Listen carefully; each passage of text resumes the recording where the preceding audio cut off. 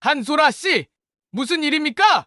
현우의 날카로운 목소리가 공기를 갈랐습니다. 그의 시선이 할머니의 낡은 작업복과 흙 묻은 손에 멈췄습니다. 박 매니저님, 이분이 도자기 전시를 보러 오셨어요. 감정 행사에도 참여를 원하세요. 현우의 얼굴이 일그러졌습니다. 그는 코웃음을 쳤습니다. 농담하십니까? 이런 분을 어떻게 VIP 행사에 드릴 수 있죠? 노숙자처럼 보이는데. 소라의 얼굴이 굳었습니다. 순간 마음이 움츠러들었습니다. 할머니 옆에서 그런 말을 들으니 부끄러움과 분노가 동시에 치밀어 올랐습니다. 안녕하세요. 한마음 인생사연 시작합니다. 해가 작업실 창문으로 스며들었습니다. 정숙은 창틀에 앉아 바깥 풍경을 바라보았어요. 70년의 세월이 그녀의 손에 남긴 주름은 마치 도자기 표면의 섬세한 문양 같았습니다. 국내 최고의 미술 비평가이자 전통 도자기 장인으로서 그녀의 명성은 널리 알려져 있었지만 정숙은 항상 자신을 그저 흙을 만지는 사람이라고 소개했어요. 또 그 낡은 작업복이네요, 어머니. 문득 들려온 목소리에 정숙은 고개를 돌렸습니다. 아들 태준이 문간에 서 있었어요. 그의 얼굴에는 미소가 번졌지만 눈빛에는 걱정이 서려 있었습니다. 이게 제일 편하단다. 정숙은 자신의 낡은 작업복을 바라보며 답했어요. 이 옷에는 내 평생의 작품들이 묻어 있어. 이 얼룩들이 내 인생이야. 태주는 한숨을 내쉬었습니다. 어머니의 고집을 잘 알고 있었죠. 어머니, 오늘은 백화점 방문 얘기하러 왔어요. 미술품 감정 행사 참가 결정하셨나요? 정숙의 표정이 순간 굳어졌습니다. 작업대 위에는 가족의 보물, 조선시대 백자가 놓여 있었어요. 창가에서 비치는 햇살 아래 백자 표면의 미세한 균열이 더욱 선명하게 보였습니다. 마음이 무거워졌어요. 결정했다. 정숙은 천천히 백자를 향해 걸어가며 말했습니다. 더 이상 미룰 수 없겠구나. 정숙의 작업실은 시간이 멈춘 듯한 공간이었어요. 벽면에는 수십 년간 모은 도예 도구들이 가지런히 걸려 있었고 선반마다 그녀가 빚은 도자기들이 채워져 있었습니다. 그 중앙에는 특별한 자리가 있었어요. 바로 가족대대로 물려받은 조선시대 백자가 놓인 곳이었습니다. 이 아이를 처음 만졌을 때가 생각나는구나. 정숙은 백자를 조심스럽게 매만지며 말했어요. 내가 10살 때였지. 태주는 어머니 옆에 조용히 앉았습니다. 이 이야기는 어릴 적부터 수없이 들었지만 매번 새롭게 다가왔어요. 할아버지가 내게 알려주셨지. 이 백자는 단순한 도자기가 아니라고. 정숙의 목소리가 떨렸습니다. 일제강점기 때 우리 가족은 이것을 지키기 위해 목숨을 걸었어. 땅에 묻기도 했고 이불 속에 숨기기도 했지. 백자의 표면을 따라 손가락을 살며시 움직이던 정숙은 미세한 균열을 느끼고 움찔했어요. 마치 자신의 심장에 금이 간 것처럼 아팠습니다. 균열이 더 커지고 있어. 정숙은 목소리를 낮추어 말했어요. 이대로 두면. 말을 끝맺지 못했습니다. 태주는 어머니의 손을 살포시 잡았어요. 그래서 제가 그랜드 갤러리에 미술품 감정 행사를 제안한 거예요. 최고의 전문가들이 올 거고 정확한 보존 방법을 알려줄 거예요. 정숙은 고개를 끄덕였지만 마음 한구석이 불편했습니다. 태준이 세운 그랜드 갤러리 백화점은 한국 최고의 명품 백화점이었죠. 그곳은 정숙이 평생 지켜온 소박한 삶의 방식과는 너무나 거리가 멀었어요. 태준아, 그 화려한 곳에 이런 엄마가 가도 괜찮을까? 정숙은 자신의 낡은 작업복을 내려다보며 물었습니다. 태준의 얼굴에 따뜻한 미소가 번졌어요. 어머니, 그랜드 갤러리가 아무리 화려해도 어머니의 예술 세계에는 비할 수 없어요. 사람들이 어머니를 알아보면 오히려 영광으로 생각할 거예요. 정숙은 미소 지었지만 마음속 불안은 가시지 않았습니다. 그녀는 평생 자신의 작품으로만 말해왔고 화려한 옷이나 장신구로 자신을 드러내는 일을 경멸했어요. 태준이 이룬 성공에 대해서도 자랑 한 번 하지 않았죠. 백자를 위해서라면. 정숙은 마침내 결심한 듯 말했습니다. 가야겠구나. 다음 날 아침 정숙은 여전히 낡은 작업복 차림이었어요. 태준이 보내준 고급 의상은 옷장 속에 그대로 걸려 있었습니다. 옷은 껍데기일 뿐이야. 정숙은 거울 앞에 서서 중얼거렸어요. 진짜 나는 이 모습이지. 백자를 조심스럽게 천으로 감싸 가방에 넣었습니다. 손끝이 떨렸어요. 이 백자가 집 밖으로 나가는 것은 거의 20년 만이었습니다. 박물관에서 여러 번 전시를 요청했지만 정숙은 매번 거절했어요. 백자의 진정한 가치는 전시장의 화려한 조명 아래가 아니라 가족의 손길과 기억 속에 있다고 믿었기 때문이었습니다. 정숙은 백자가 든 가방을 조심스럽게 안으며 속삭였어요. 너를 지켜주기 위한 거야. 집을 나서자 차가운 바람이 정숙의 볼을 스쳤습니다. 마음속에서 무언가가 툭 하고 끊어지는 느낌이었어요. 수십 년간 지켜온 자신만의 세계에서 벗어나는 첫걸음이었습니다. 버스 정류장으로 향하는 길에 사람들의 시선이 느껴졌어요. 화려한 옷차림의 사람들 사이에서 낡은 작업복을 입은 노인은 분명 이질적인 존재였습니다.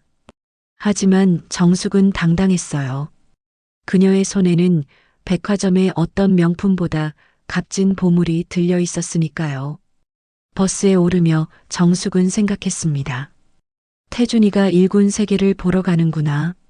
아들에 대한 자부심이 가슴속에서 따뜻하게 피어올랐어요. 비록 그 사실을 태준에게 직접 말한 적은 없었지만 정숙은 아들의 성공이 자랑스러웠습니다. 버스 창밖으로 서울의 풍경이 빠르게 스쳐 지나갔어요. 높은 빌딩들이 하늘을 찌를 듯 솟아 있었습니다. 정숙의 어린 시절, 이곳은 모두 폐허였죠.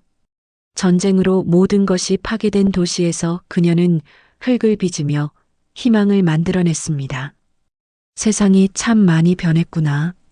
정숙은 창밖을 바라보며 중얼거렸어요. 버스가 강남의 화려한 거리에 들어섰을 때 정숙의 마음이 조금씩 움츠러들었습니다. 그리고 마침내 그랜드 갤러리 백화점이 시야에 들어왔을 때 그녀는 깊은 숨을 들이마셨어요. 자, 이제 시작이구나. 버스에서 내린 정숙은 거대한 백화점 건물 앞에 서서 잠시 망설였습니다. 화려한 유리 외벽에 반사된 자신의 모습이 낯설게 느껴졌어요. 낡은 작업복을 입은 노인과 럭셔리 백화점의 대조가 너무나 선명했습니다. 하지만 정숙의 눈빛은 흔들림이 없었어요. 가방 속 백자를 생각하며 그녀는 천천히 그랜드 갤러리의 회전문을 향해 걸어갔습니다. 그랜드 갤러리의 로비는 빛으로 가득 찼습니다. 티파니 스타일의 천장 유리는 오후의 햇살을 담아 마치 다이아몬드가 흩뿌려진 듯 반짝였고 대리석 기둥은 높이 솟아 웅장함을 더했습니다. 명품 브랜드 매장들이 양쪽으로 늘어서 있었고 고급스러운 향수 냄새가 은은하게 퍼졌습니다. 그 화려한 공간에 할머니가 서 있었습니다. 낡은 작업복에 흙먼지가 살짝 묻어 있고 손은 오랜 세월 흙을 만진 흔적이 깊게 패여 있었습니다. 지나가는 사람들이 할머니를 힐끗거리며 얼굴을 찡그렸습니다. 어떤 여성은 아이의 손을 잡고 할머니를 피해 멀리 돌아갔습니다. 여기가 맞나?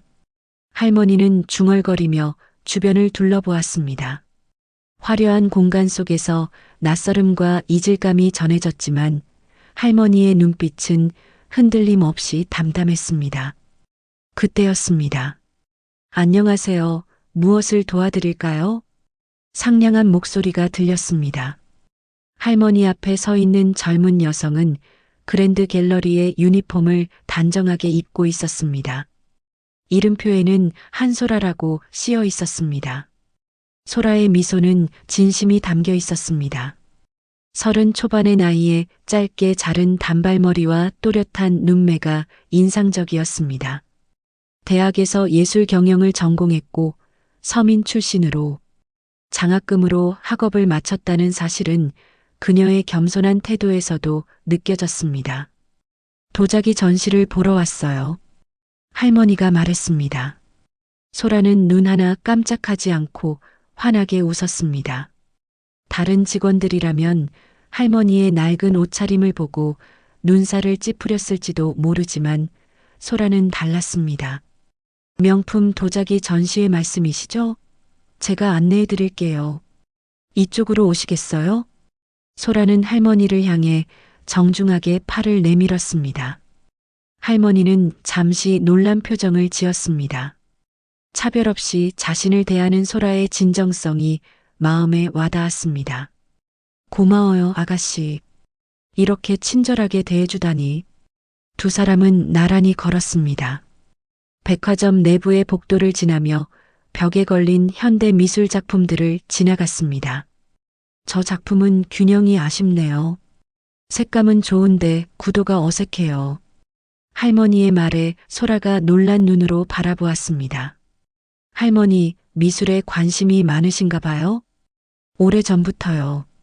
특히 도자기는 평생 만져온 것이라. 할머니의 목소리가 갑자기 작아졌습니다. 무언가 더 말하려다 그만둔 듯 했습니다. 소라는 더 묻지 않고 미소로 답했습니다.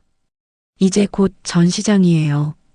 오늘은 특별히 도자기 감정 행사도 있어요. 원하시면 참여하셔도 좋을 것 같아요. 할머니의 눈이 반짝였습니다. 주름진 얼굴에 기쁨이 번졌습니다. 정말요? 그거 좋겠네. 전시장 입구에 도착했을 때 한 남자가 문 앞에 서 있었습니다. 딱 붙는 정장에 날카로운 눈매, 그리고 차가운 표정의 박현우 매니저였습니다. 최근 위조 미술품 판매 스캔들로 인해 그의 지위는 위태로웠고 그 때문인지 그의 태도는 지나치게 경직되어 있었습니다. 한소라 씨, 무슨 일입니까? 현우의 날카로운 목소리가 공기를 갈랐습니다. 그의 시선이 할머니의 낡은 작업복과 흙 묻은 손에 멈췄습니다. 박 매니저님, 이분이 도자기 전시를 보러 오셨어요. 감정 행사에도 참여를 원하세요. 현우의 얼굴이 일그러졌습니다. 그는 코웃음을 쳤습니다. 농담하십니까? 이런 분을 어떻게 VIP 행사에 들릴 수 있죠? 노숙자처럼 보이는데. 소라의 얼굴이 굳었습니다. 순간 마음이 움츠러들었습니다. 할머니 옆에서 그런 말을 들으니 부끄러움과 분노가 동시에 치밀어 올랐습니다. 박 매니저님, 고객을 외모로 판단하시면 안 됩니다. 이분도 우리 갤러리의 소중한 방문객이세요. 소라의 목소리는 떨렸지만 단호했습니다. 현우는 비웃음을 지었습니다. 그의 눈빛은 차갑고 거만했습니다. 한소라 씨, 당신도 알다시피 우리 갤러리는 고급 문화 공간입니다. 모든 사람에게 열려 있지만 최소한의 품위는 지켜야 하지 않겠습니까? 그의 말에 주변의 다른 고객들이 슬쩍 쳐다보기 시작했습니다. 할머니는 묵묵히 서 있었습니다. 눈에는 상처받은 기색이 역력했지만 고개는 꼿꼿하게 들고 있었습니다. 이 할머니는 단지 옷차림이 소박할 뿐이에요. 그게 왜 문제가 되나요? 소라가 항의했습니다. 문제가 된다면요. 현우는 차갑게 대꾸했습니다. 저희 고객들이 불편해합니다. 그리고 감정 행사는 사전 등록한 VIP 고객만 참여 가능합니다. 규정입니다. 소라는 말문이 막혔습니다. 제 안에서 뭔가가 툭 하고 끊어졌습니다. 공정하고 평등해야 할 예술 공간에서 이런 차별이 버젓이 이루어지고 있다는 사실이 믿기지 않았습니다. 괜찮아요, 아가씨. 할머니가 소라의 팔을 가볍게 건드렸습니다. 주름진 얼굴에는 슬픔보다는 이해가 담겨 있었습니다. 이런 일은 처음이 아니니까요. 걱정 마세요. 할머니의 담담한 목소리에 소라의 눈시울이 붉어졌습니다.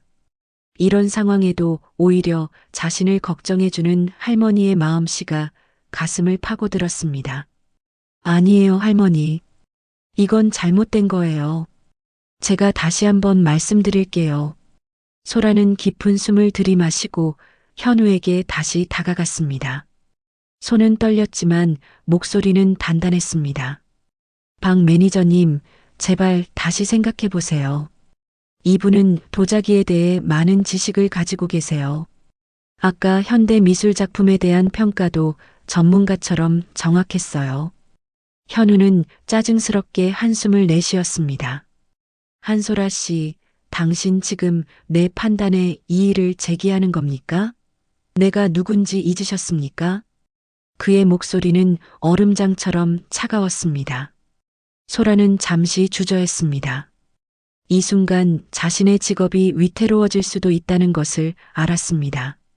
하지만 옳은 일을 해야 한다는 마음이 더 컸습니다. 네, 이의를 제기합니다. 이건 불공정하고 차별적인 처사예요. 현우의 얼굴이 붉게 달아올랐습니다. 그는 이를 악물었습니다. 좋습니다. 그렇다면 당신도 이분과 함께 나가주세요. 오늘 하루 휴가를 써요. 내일 인사팀에 보고하겠습니다. 소라는 망연자실했습니다. 입술이 떨렸고 눈에는 눈물이 고였습니다. 하지만 그녀는 꿋꿋이 할머니 곁으로 걸어갔습니다. 죄송해요, 할머니. 제가 도와드리지 못했네요. 할머니는 소라의 손을 살며시 잡았습니다. 할머니의 손은 거칠었지만 따뜻했습니다. 괜찮아요, 아가씨. 당신은 충분히 용기 있게 행동했어요. 그것만으로도 고마워요. 두 사람은 천천히 갤러리를 빠져나왔습니다. 화려한 로비를 지나 밖으로 나가는 동안 소라의 마음은 무거웠습니다. 하지만 이상하게도 후회는 없었습니다. 옳은 일을 위해 목소리를 냈다는 사실이 작은 위안이 되었습니다. 할머니와 소라는 갤러리 앞 계단에 나란히 앉았습니다. 침묵이 흘렀습니다. 할머니, 혹시 성함이 어떻게 되세요? 할머니는 잠시 생각에 잠기더니 미소를 지었습니다. 김정숙이라고 해요. 그런데 대부분은 나를 도예가 할머니라고 불러요. 소라의 눈이 커졌습니다. 그녀는 방금 들은 이름을 그리고 도예가라는 단어를 곱씹어 보았습니다. 뭔가 중요한 것을 놓치고 있다는 느낌이 들었습니다.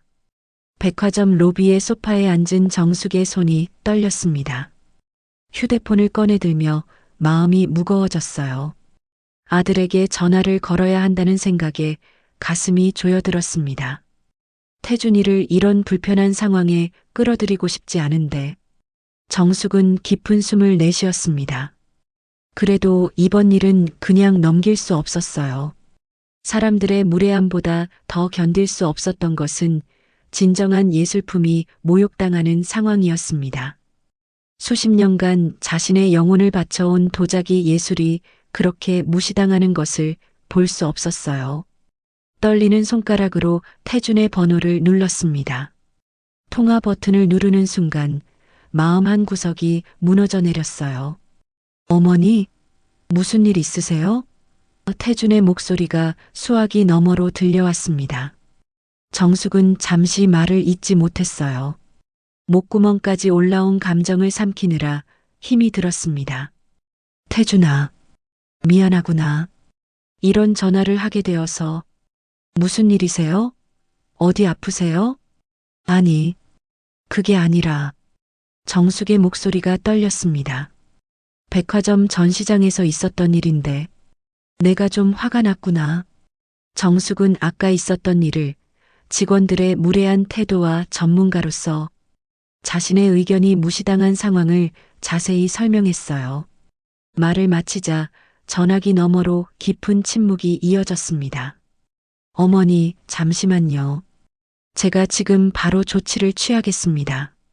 태준의 목소리는 차갑고 단호했어요. 그의 심장이 분노로 세차게 뛰는 것이 정숙에게도 느껴졌습니다. 회장실에서 서류를 검토하던 태준의 얼굴이 순식간에 굳어졌습니다. 어머니의 전화를 받은 후 그의 눈빛이 날카로워졌어요. 손에 들고 있던 펜을 책상에 던지듯 내려놓았습니다. 그리고 바로 김비서를 불렀습니다. 김비서, 지금 당장 미술품 전시장 책임자와 관련 임원들 전부 회의실로 소집하세요. 30분 내로요. 비서의 놀란 표정에도 아랑곳하지 않고 태주는 자리에서 벌떡 일어났어요. 가슴 속에서 분노가 끓어올랐습니다. 어머니가 그런 대우를 받았다는 사실이 그를 미치게 했어요. 회의실로 향하는 발걸음은 무거웠습니다. 복도를 지나는 직원들은 태준의 얼굴 표정을 보고 재빨리 시선을 피했어요. 그가 지금 얼마나 화가 났는지 모두가 느낄 수 있었습니다. 회의실에 도착하자 이미 여러 임원들이 긴장된 표정으로 자리에 앉아 있었어요. 태준이 들어오자 모두가 일제히 일어섰습니다. 마지막으로 박현우가 숨을 헐떡이며 회의실로 뛰어들어왔어요. 죄송합니다, 회장님.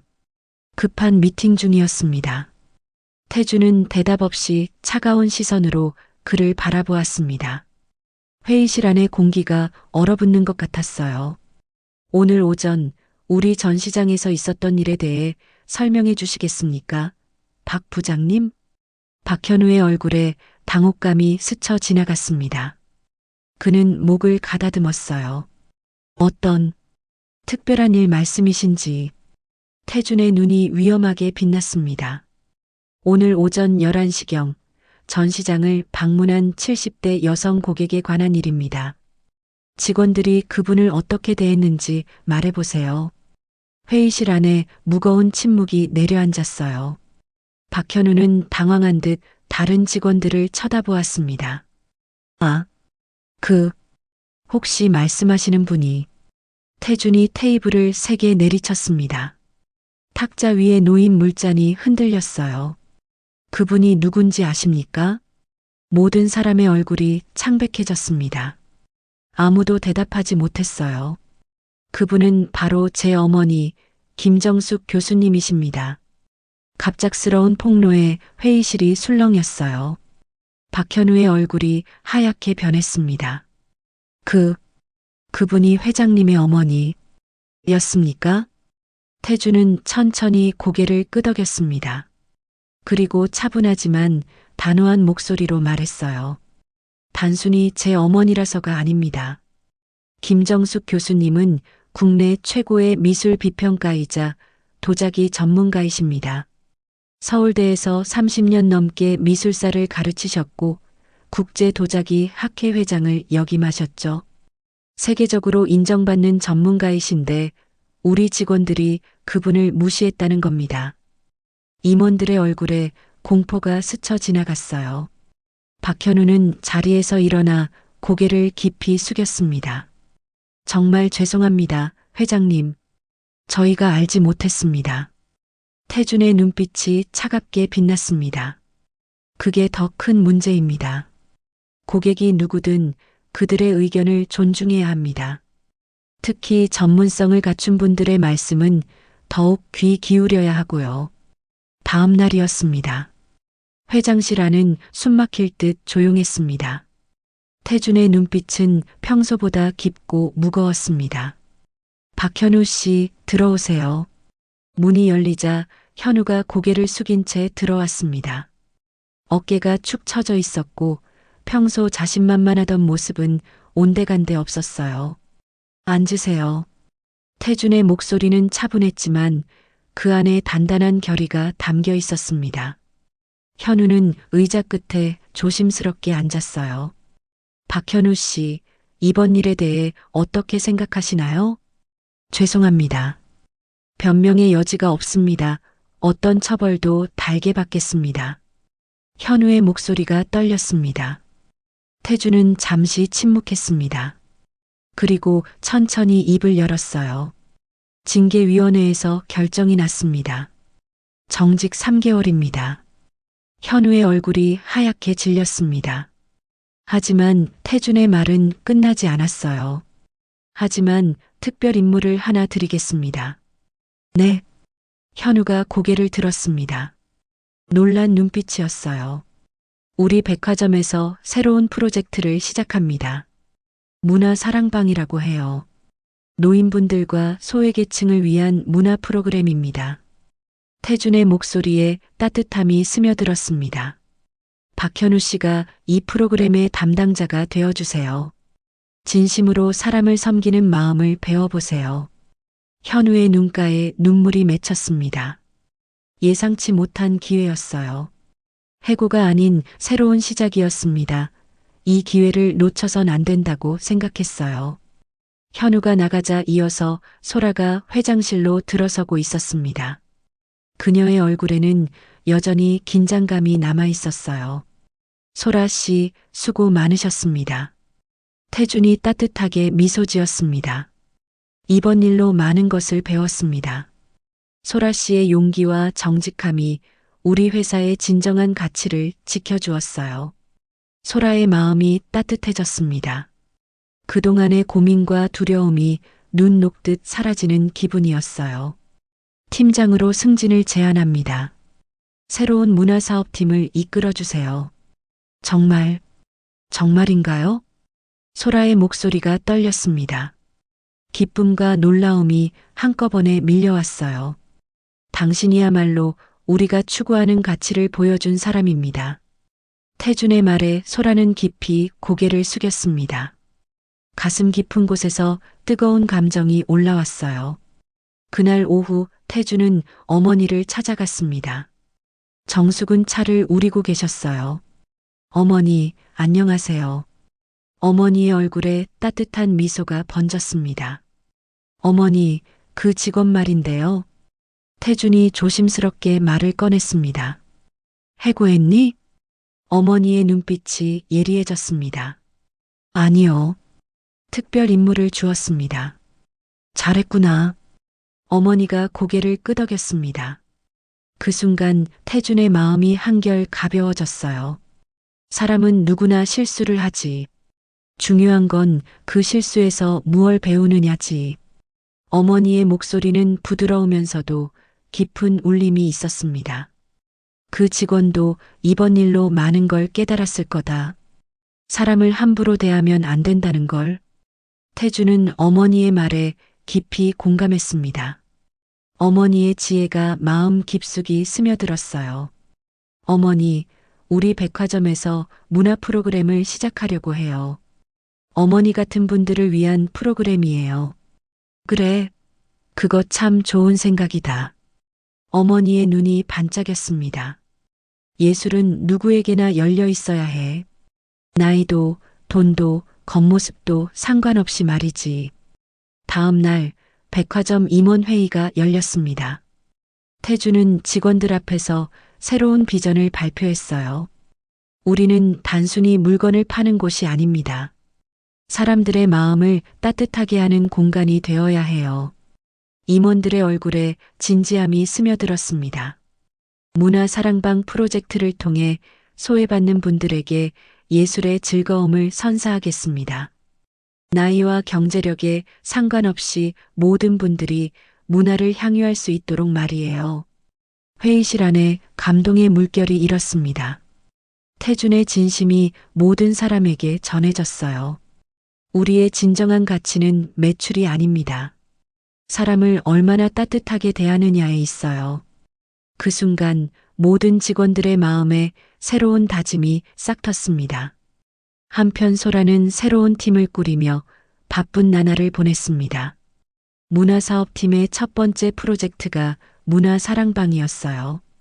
모든 분들이 편안하게 오실 수 있도록 해야 해요.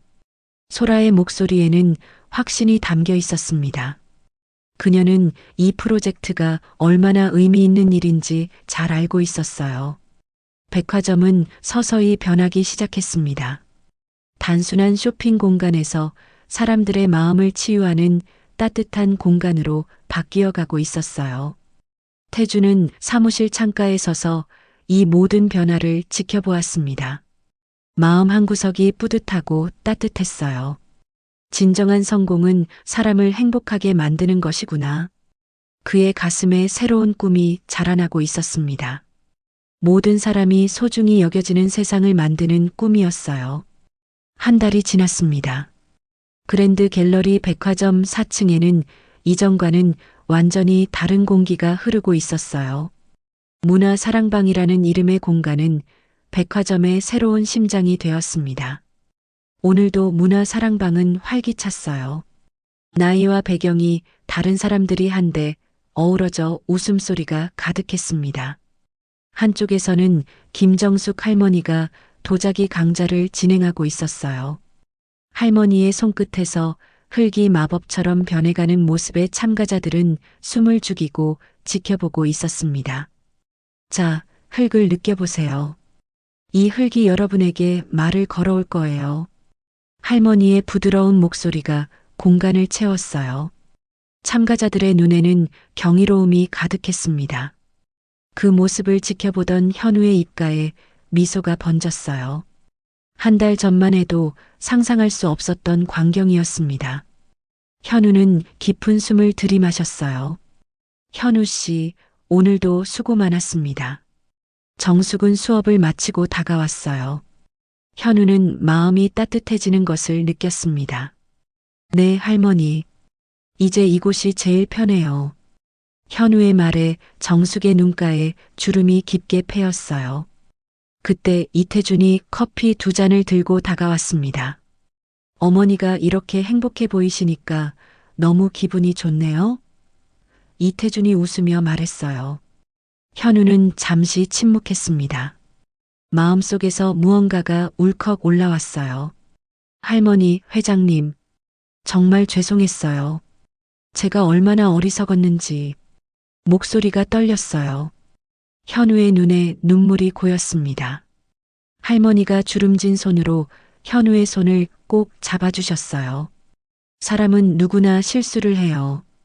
중요한 건 그 실수를 인정하고 변화하는 용기지. 현우는 고개를 끄덕였습니다. 문화사랑방 프로그램을 진행하며 그는 자신 안에 숨겨져 있던 재능과 열정을 발견했어요. 사람들과 소통하고 그들의 이야기에 귀 기울이는 일이 이렇게 행복한 것인지 몰랐습니다.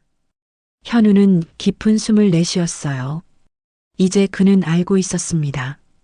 진정한 가치는 보이지 않는 곳에 있다는 것을, 그리고 그것을 볼 수 있는 눈을 가진 사람만이 진정한 아름다움을 발견할 수 있다는 것을. 문화사랑방의 불빛이 도시의 밤하늘에 작은 별처럼 빛났습니다. 그 빛은 앞으로도 오랫동안 많은 사람들의 마음을 밝혀줄 것입니다. 한마음 감동 사연은 여기까지입니다. 이 사연이 도움되셨다면 구독, 좋아요 버튼을 눌러주시면 저에게는 큰 힘이 됩니다. 시청해주셔서 감사합니다.